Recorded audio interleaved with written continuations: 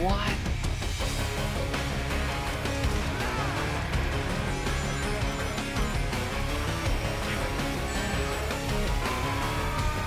This is just insane, right? Like, this is insane. Sonic X Shadow Generations is a remaster of the 2011 title with an entirely new campaign for Shadow built alongside it. I finished the Sonic portion last year, so I'm starting this Platinum trophy hunt at 25 out of 41 total trophies. Technically, I'm 60% of the way to the Platinum, but the Shadow list is the real gatekeeper here. It's built on precision checks that simply did not exist in the original title. To finish the job, I had 3 main obstacles: getting S ranks on every stage, the hard mode hub world challenges, and Untouchable, beating the final boss without taking a single hit. And I'd also have to collect all the random collectibles along the way. To start off, I knocked out the main story levels in every boss except the last, collecting the trophies for those as I went. Up to this point, the difficulty wasn't really there.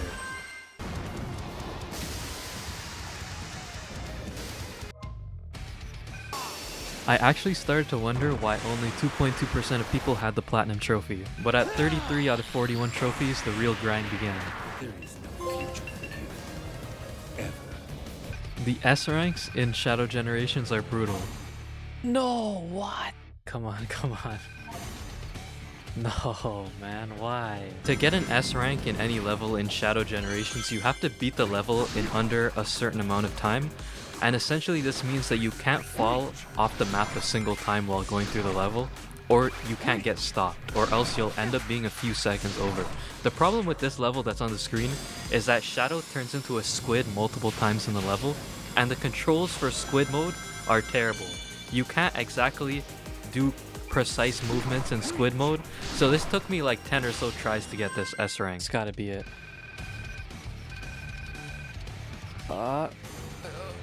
What? Yes!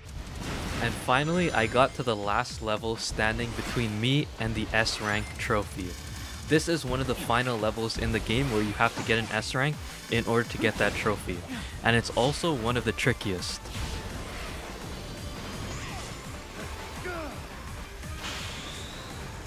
That's right, in this game, Shadow has wings, which means you need to be able to use the wings to skip massive parts of the level, or you'll end up with an A rank instead. As you can see, while Shadow is in the wings mode, the boost gauge is being consumed as he's flying, and he's also going down by 1 ring each time.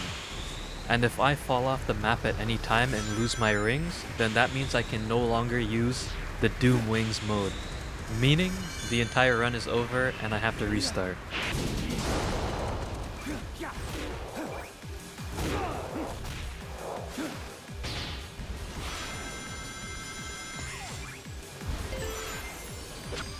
This was already my 20th run for this level and my hands were starting to cramp up.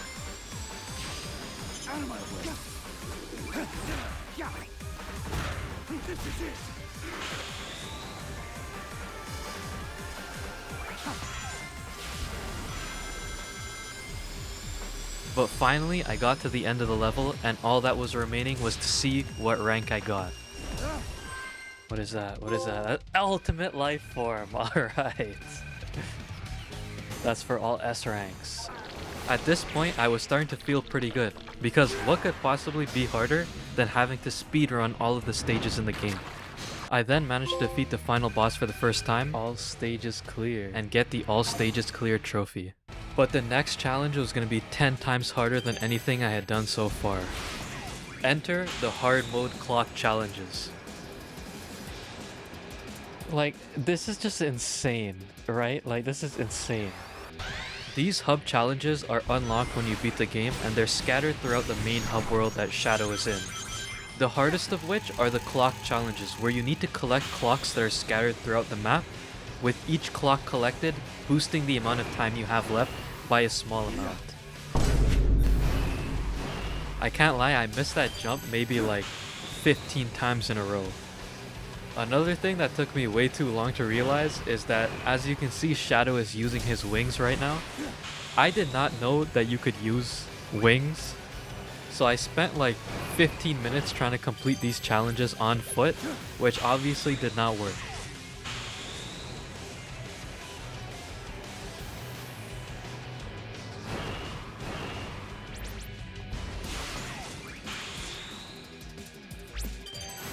The timing is completely brutal. Missing just like one jump if you're not at the right elevation to reach a specific platform completely ruins the run, and you just have to go back to the starting area and try again.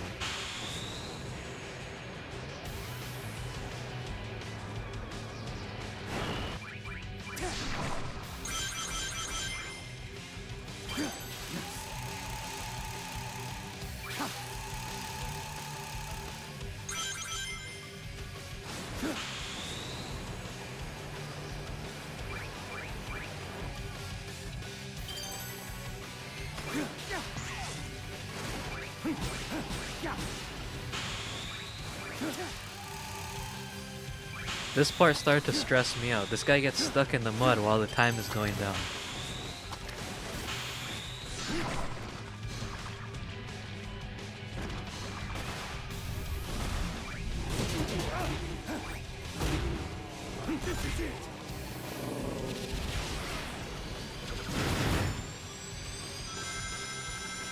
But finally, the last clock was in sight. That was, I think, the hardest challenge in the whole game. But after that, there was still one more clock challenge to do. The second clock challenge wasn't as hard as the first one, so I'll just do a quick compilation of some of the clocks.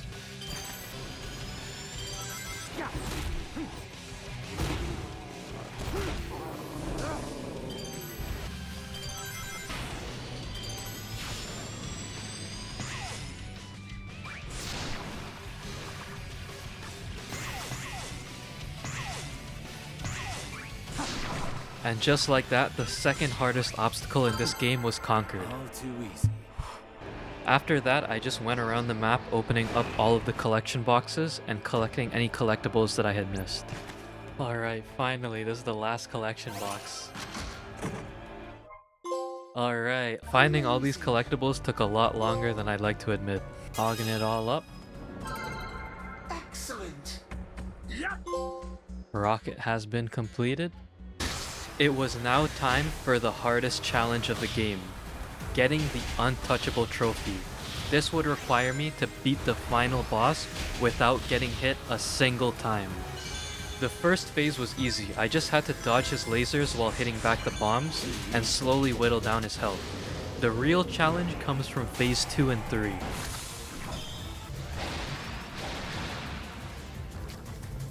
Squid mode again. I'd have to use Shadow's squid mode to maneuver across the platforms and get to the end 3 different times, with the platforms constantly being destroyed underneath him. If I get hit by his lasers or fall off the map, I have to restart the entire attempt.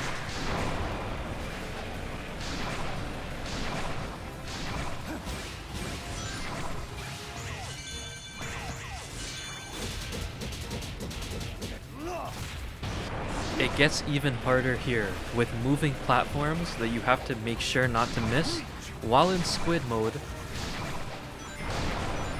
And it also tries to trick you here. If I had gone onto that platform, I'd have fallen off the map, which I learned the hard way.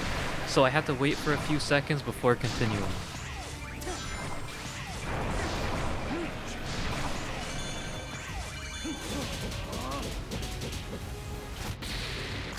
And now it's time for the most annoying phase of this boss fight.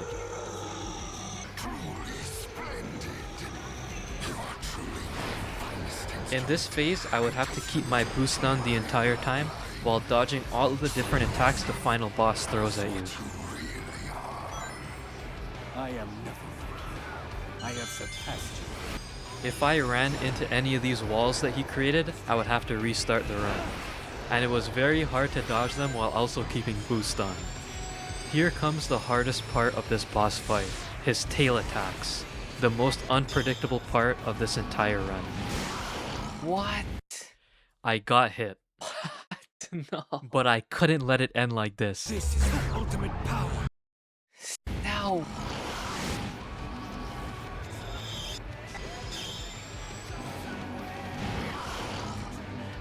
After the 20th attempt, I realized something. His tail always moves in the part of the screen where Shadow is. Therefore, I needed to move to the other side of the screen right as he was swinging.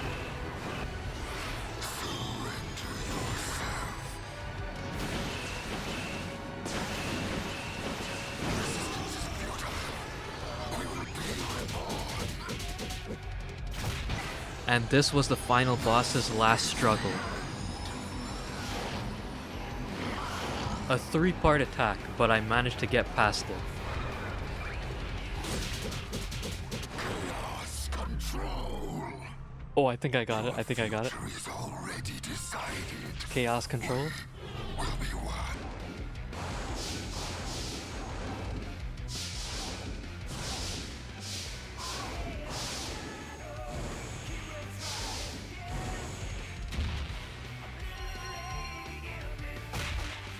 Blinded by growing ambition, I will not be stopped. Alright. Untouchable. Alright.